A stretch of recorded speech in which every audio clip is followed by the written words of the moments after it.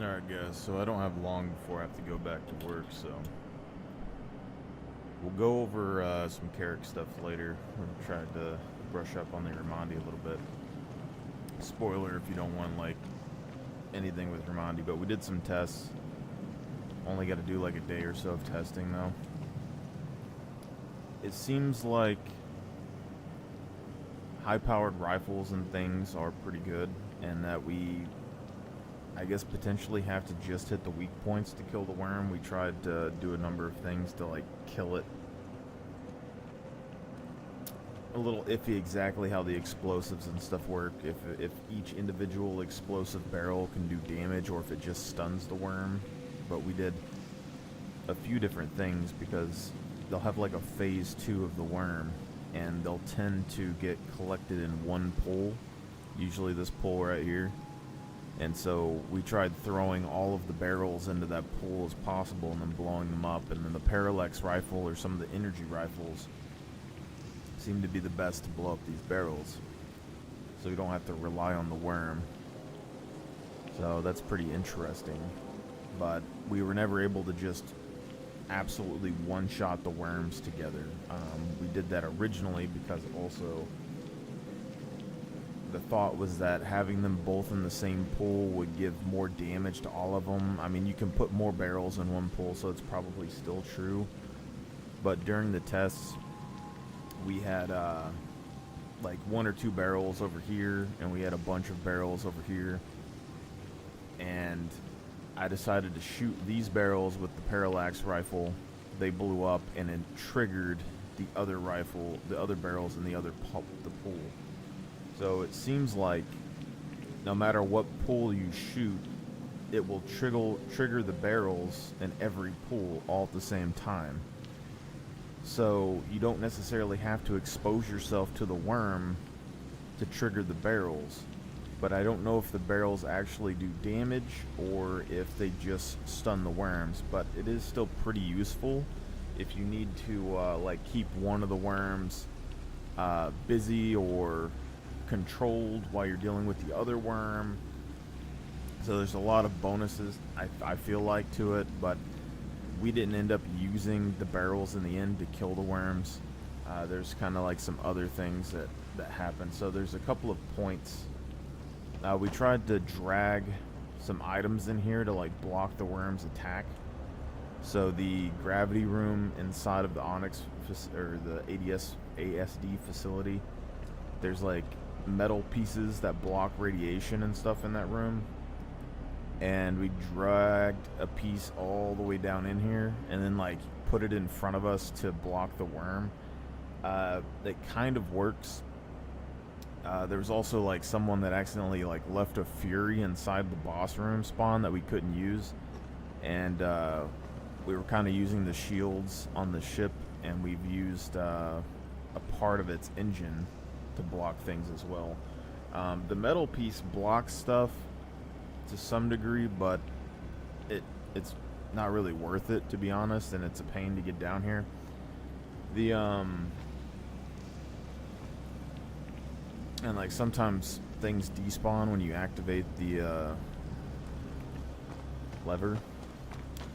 But up here, if you have multiple people, no one really gets hit from attacks up here in general. So this is a pretty safe spot up here.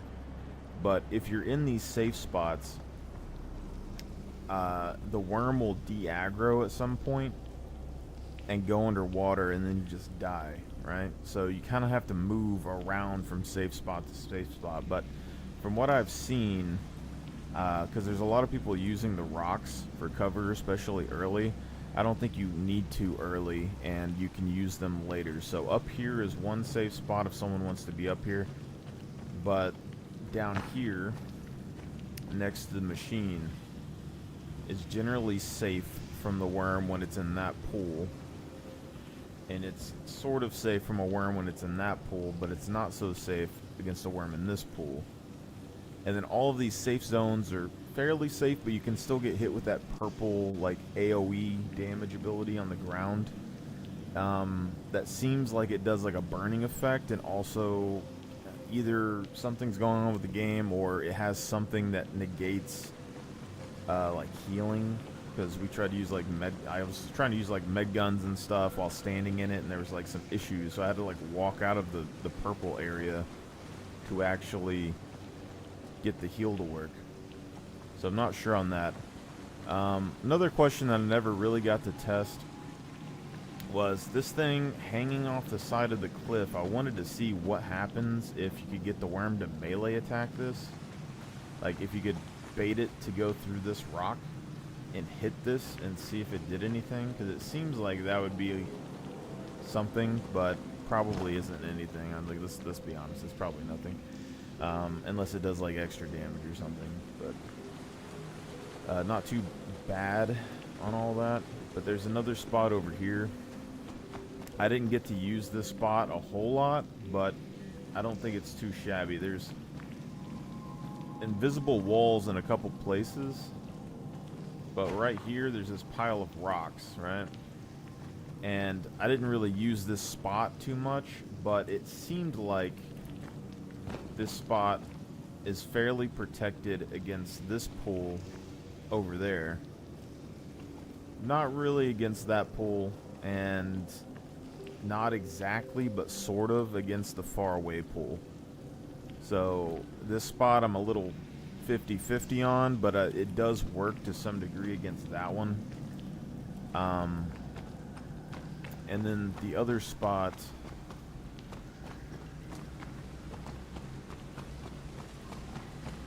is inside this exit here, and this seems like one of the better spots. So right here by this door, you can kind of chill here, and you can shoot the worm when it spawns out of that pool. You're protected from the far away pool, and you're protected from that pool. And there's like an invisible wall right here.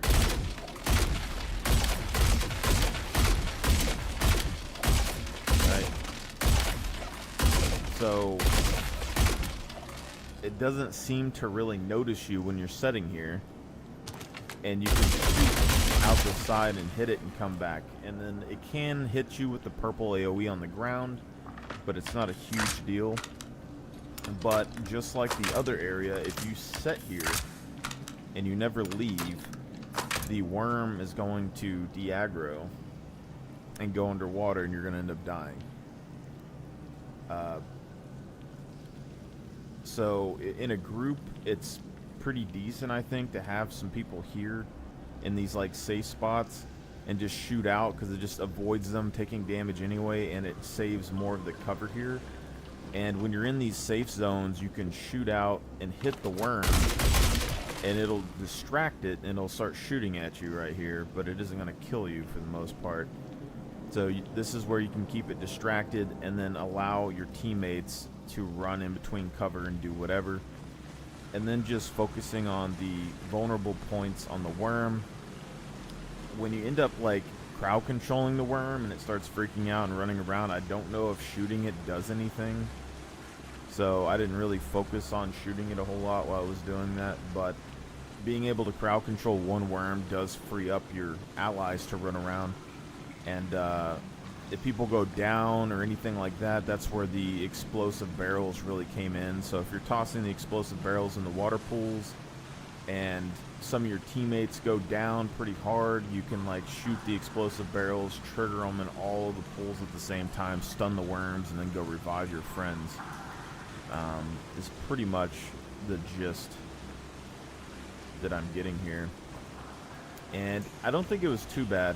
If you kind of use those little spots and you have like someone running around to these cover zones, you don't lose as many rocks, and then by the time the end of the fight happens, you have a lot more cover just in general when you're like moving around.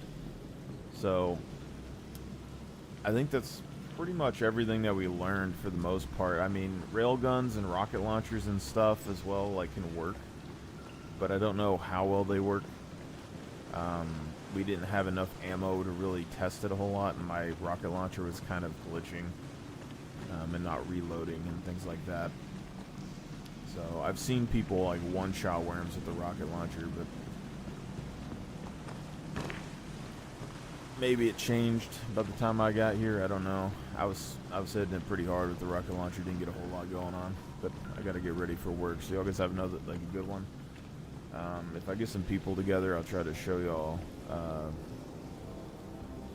what I was doing with the character or whatever a while back, like the potential of that ship. So.